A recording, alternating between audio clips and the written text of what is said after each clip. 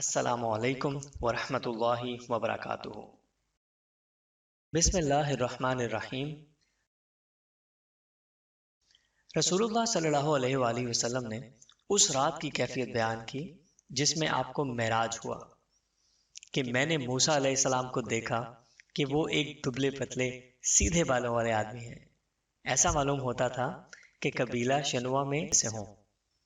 اور میں نے عیسیٰ علیہ السلام کو بھی دیکھا، وہ میانہ قد اور نہایت سرخ و سفید رنگ والے تھے، ایسے تر و تازہ اور پاک و صاف کے معلوم ہوتا تھا کہ ابھی غسل خانے سے نکلے ہیں۔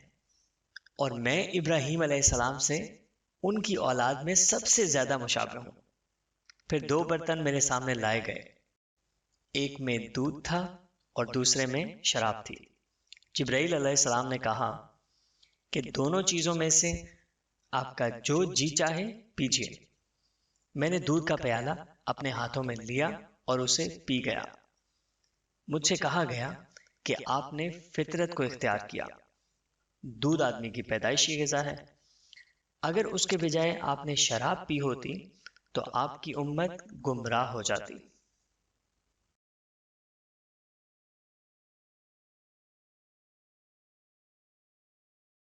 صحیح بخاری 3394